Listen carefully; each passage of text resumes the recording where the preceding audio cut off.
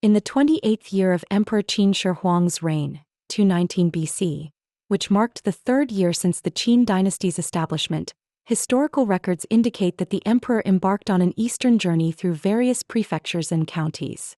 During this trip, he ascended Mount Zoe and had a stone monument erected to commemorate his achievements. This excursion served a clear political purpose: to assert his authority and presence in newly acquired regions. During this year, the emperor's journey through the prefectures led him to Mount Zoe, where he inscribed a stone to honor his accomplishments. The act of showcasing oneself is significant because human emotions are drawn to powerful imagery, making visual symbols potent tools for loyalty. This is evident in religious practices. For instance, despite severe opposition from the Roman Pope against idol worship, such practices endured, leading to a rich artistic legacy within Christianity. In the East, Buddhism initially resisted idol worship but could not halt its spread, resulting in numerous statues, including the impressive sculptures of the 500 arhats. Generally, when a religion spreads among different cultures, idols become vital in attracting followers quickly. Humans, as social beings, inherently seek strong leaders, a reflection of religious sentiment.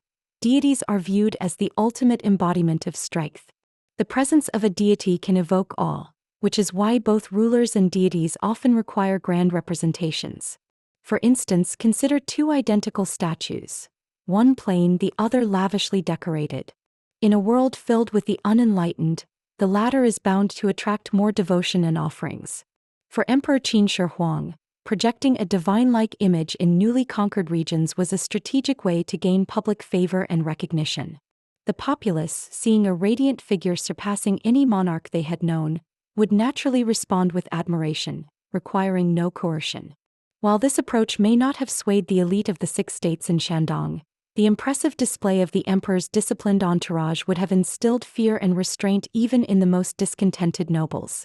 During this journey, the emperor may have felt like a conqueror surveying his gains.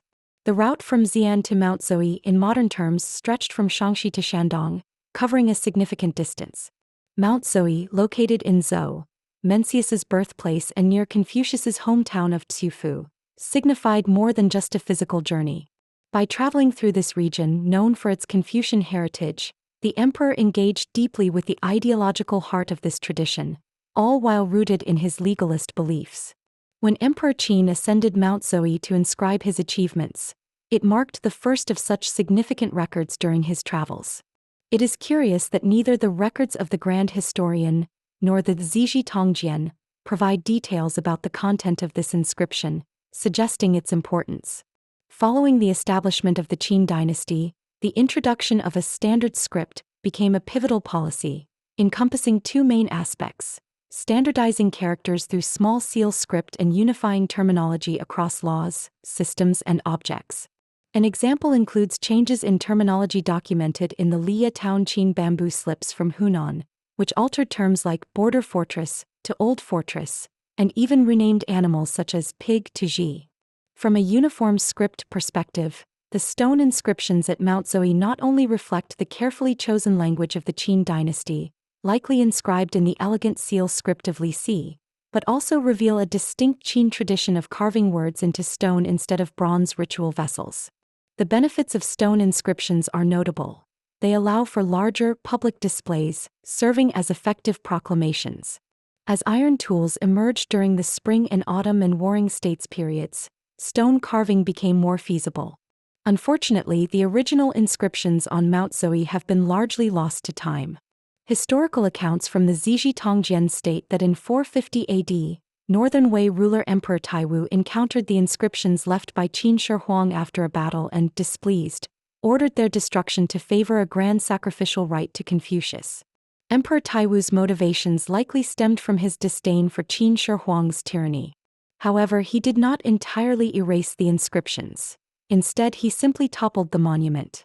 Records from the Tang dynasty, noted in Feng Shi Wen Jian Lu, suggest that people continued to visit Mount Zoe to take rubbings of the inscriptions, indicating that the toppled stones may have been restored. Those seeking rubbings were likely of some status, creating complications for local residents who bore the consequences of these cultural pursuits.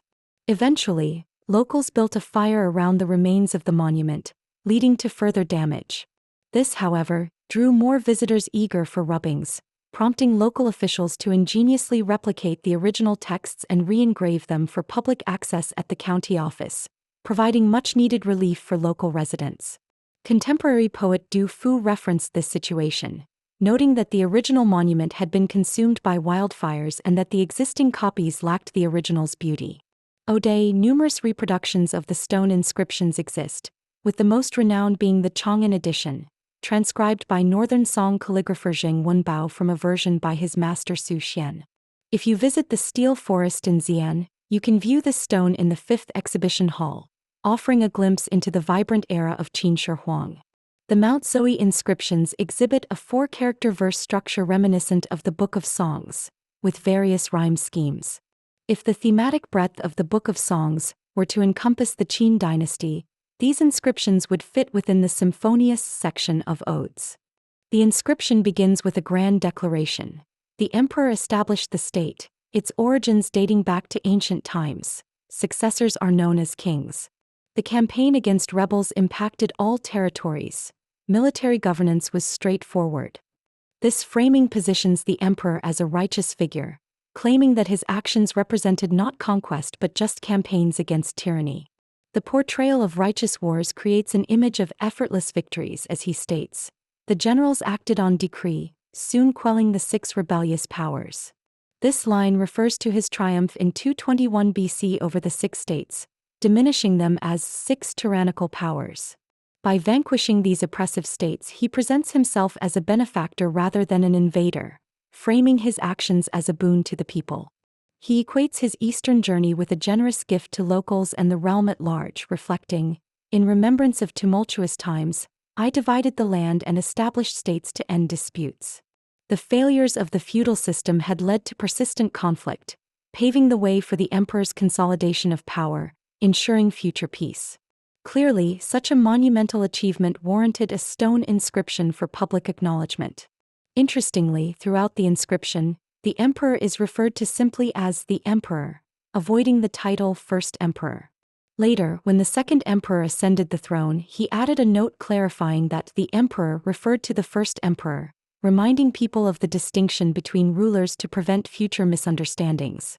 After his visit to Mount Zoe, the emperor summoned 70 Confucian scholars from the region of Lu, indicating a significant and surprising shift.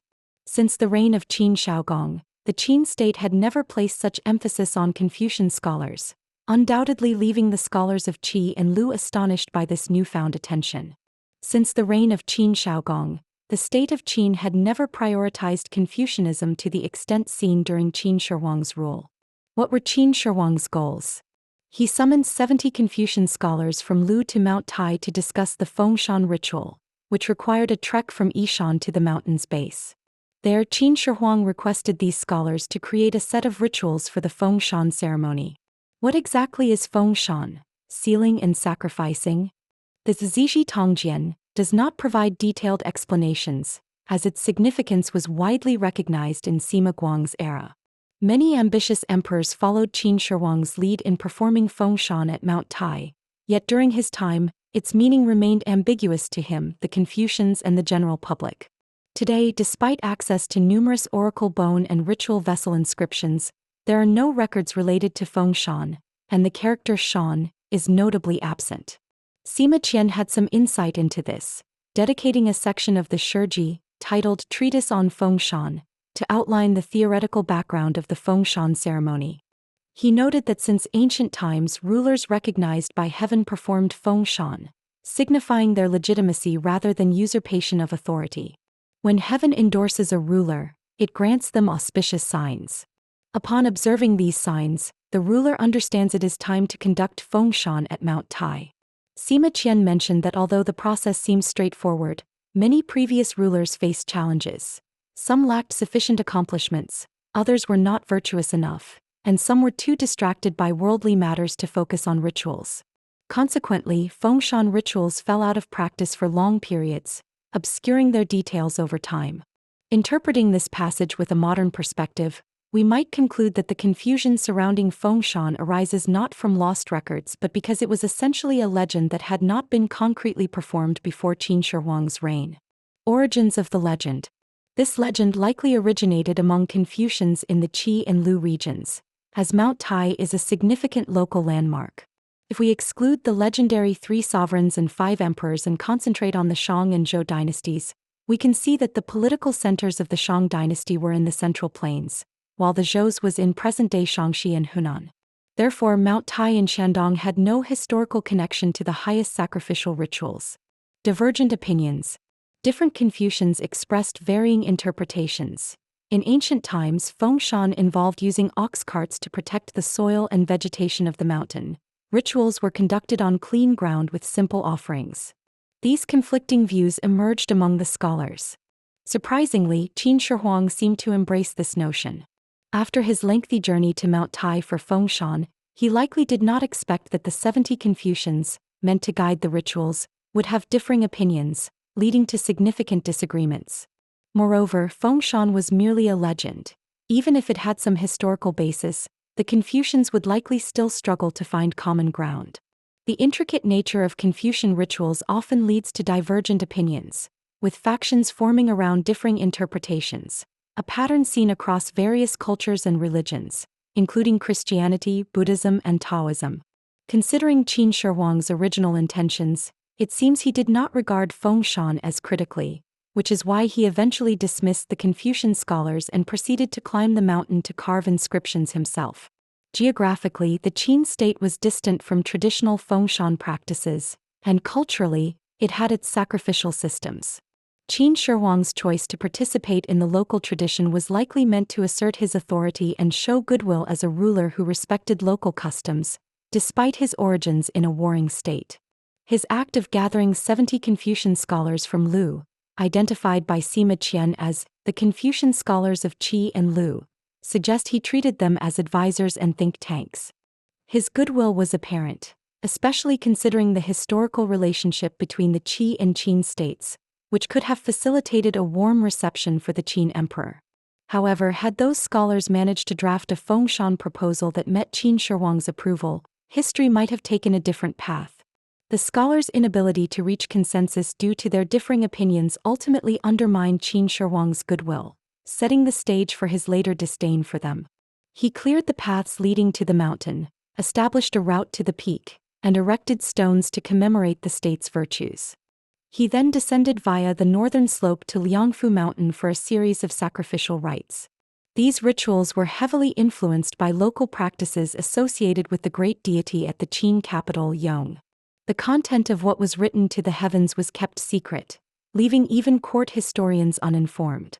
In the records of the Grand Historian, treatise on Fengshan, it is evident that since Qin Shi Huang found the Confucians unhelpful, he opted to follow Qin traditions instead of the Eastern customs he initially intended to respect. Naturally, the disappointed Confucians expressed their dissatisfaction. Coincidentally, as Qin Shi Huang ascended Mount Tai, he faced a storm and sought refuge under a large tree. To the Confucians, this seemed to indicate his unworthiness for the Fengshan ceremony. Interestingly, Qin Shi Huang chose to shelter under the tree during a storm, seemingly unconcerned about lightning. Nonetheless, the storm only caused a brief delay. Once it passed, he graciously bestowed the title of 5 nobles upon the tree. While the records of the Grand Historian do not specify the tree's species, it has since been referred to as a pine tree, leading to public confusion over the term 5 nobles, which has come to imply there are 5 such trees. During the Ming Dynasty, historian Zhao Zilong wrote a biography of Mount Tai, including an article by Lu Zongdai, who claimed to have seen the 5 noble pine during his ascent in the Jiajing year. He also noted another tree resembling an umbrella, named Scholar's Pine, a title emerging as a critique of Qin Shi Huang. Years later, during the Longqing era, he returned to find the 5 noble pine missing while the Scholar's Pine remained. It is unlikely that the 5 noble pine claimed by Lu Zongdai is the tree honored by Qin Shi Huang. Even if it were by Lu's time, it likely had perished. The 5 noble pine visible today at Mount Tai is not the same tree. However, visitors can still see remnants of Qin Shi Huang's inscriptions at the mountain's base, allowing us to envision that historical moment timed amid stormy weather, over 2 millennia ago.